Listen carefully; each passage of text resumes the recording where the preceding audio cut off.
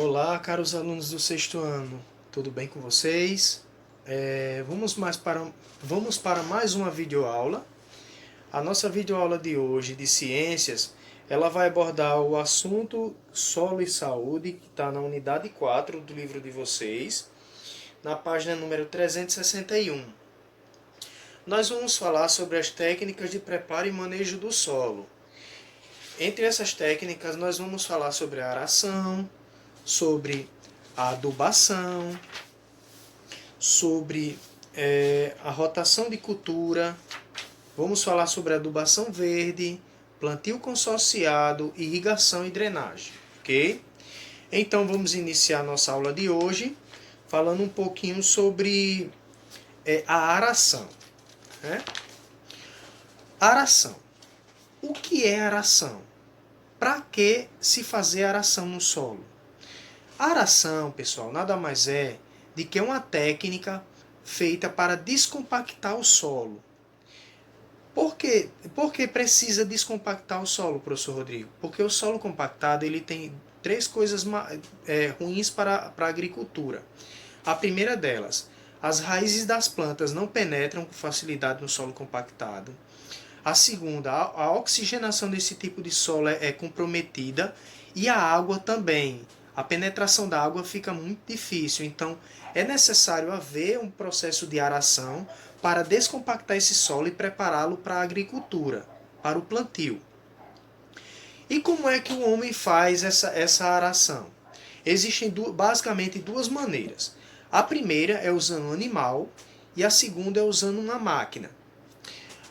Antigamente, como não se tinha máquinas, o homem não tinha máquina para fazer a aração do solo, o que ele fazia? Ele utilizava animais. Por exemplo, geralmente aqui no Nordeste utilizava o que? O boi. Botava uma sela no boi, tipo aquelas selas de carroça, certo? Aqui na região próxima ao pescoço dele, o agricultor pegava uma corda e ia guiando o boi, puxando ele, e atrás e é o que? Uma grande quantidade de ferro escavacando o solo, certo? Puxando o solo e escavacando, aquele solo compactado. Então essa era uma maneira do agricultor fazer com que arasse o solo, descompactasse ele. Mas hoje, com a modernização da agricultura, né? Principalmente a agricultura de ponta, eles não usam mais animais. Eles usam agora máquinas, e por sinal máquinas bem sofisticadas, viu? Essas máquinas fazem o mesmo trabalho, só que de uma maneira muito mais rápida e eficiente. Como essa daqui, ó. Tá vendo? Essa aqui é uma máquina que faz o processo de aração no solo, descompactando ele. Posteriormente à aração, a gente vai falar sobre adubação. Ora, todo mundo sabe o que é adubar um solo, não é verdade? Mas existe duas maneiras, dois tipos de adubo, aliás. Mas adubar nada mais é do que você repor nutrientes e minerais em um determinado tipo de solo que está empobrecido desses nutrientes e minerais. E basicamente nós temos dois tipos de adubo, o adubo orgânico e o adubo inorgânico. O adubo orgânico é aquele adubo que tem origem animal ou vegetal. O de origem animal, por exemplo, o esterco seja esterco de galinha, esterco de gado.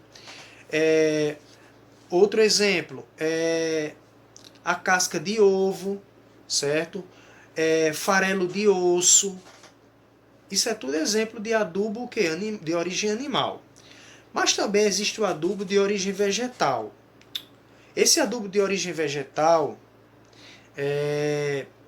nós temos folhas, bagaço de cana-de-açúcar, pó de café. Tudo isso é adubo de origem vegetal. Certo? Então existe o adubo de origem animal e origem vegetal, que são adubos de origem orgânica. Mas também temos os adubos de origem inorgânica, que são nitrogênio, geralmente são nitrogênio, fósforo e potássio. que são o quê? Minerais que são essenciais para que o solo fique bem fertilizado. Porque as plantas necessitam desses minerais no solo para poder crescer e ter vitalidade e dar uma boa safra, certo? Então, basicamente, a adubação é isso. Depois a gente vai ver o que? Rotação de cultura. Rotação de cultura, né? Você já tem a ideia de que é rodar, girar a cultura. Fazer o que? Um giro. É mais ou menos isso, pessoal. É basicamente o seguinte. A rotação de cultura ela veio também para evitar com que o solo fique empobrecido com os nutrientes e os minerais de maneira rápida. Ela também veio para evitar que as safras sejam mais produtivas. Eu vou dar um exemplo. Suponhamos que você planta em uma determinada área de uma fazenda, só plante milho naquela área. Na primeira colheita de milho, a colheita vai vir boa. Na segunda colheita de milho, ela vai o quê? Ela vai ter uma perca. Por quê? Porque a primeira safra, a primeira colheita, os vegetais eles absorveram grande parte dos nutrientes que estavam naquele solo. Já na segunda colheita vai vir menor porque os nutrientes daquele solo foram colhidos e ele está um pouco mais empobrecido. E assim vai continuando. Se não parar, vai chegar um momento que a escassez de nutrientes e minerais daquele solo vai ficar tão grande que a colheita vai ficar totalmente comprometida. Então é necessário haver uma mudança de cultura. O nome disso é rotação de cultura. É quando você tira o milho daquela área que você plantou e planta, por exemplo, uma leguminosa como o feijão, né? Aí você tira o milho e planta o feijão. Quando você faz isso, você está beneficiando o solo. Porque além das leguminosas enriquecer o solo com nitrogênio, certo? Porque as leguminosas elas criam nódulos nas suas raízes que são ricos em nitrogênio devido às bactérias que fazem esse processo de fixação do nutriente nas raízes dessas plantas. Certo? Que vocês vão ver mais detalhadamente isso no 7º ano, quando for ver bactérias. Então, o que acontece? Esse solo começa a melhorar a sua composição mineral e, consequentemente, a absorção de nutrientes vai ser um pouco modificada.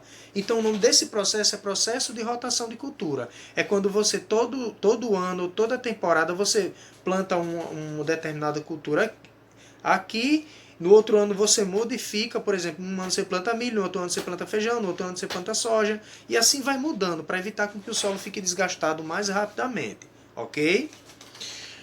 Depois agora a gente vai falar de adubação verde. A adubação verde é basicamente você pegar e plantar naquela determinada área, fazer um plantio na determinada área, de plantas leguminosas. Por quê? Como eu disse a vocês, as leguminosas, as raízes delas são muito ricas em nitrogênio. Por causa da ação dessas bactérias que fixam nitrogênio do ar nas raízes dessas plantas, certo? Então ela beneficia muito essa área. Então o nome disso é adubação verde. Ok? Também temos o plantio consorciado. Como seria isso, professor Rodrigo? O plantio consorciado. O plantio consorciado é quando você pega não só um tipo de cultura e planta numa determinada área, mas você vai revezando.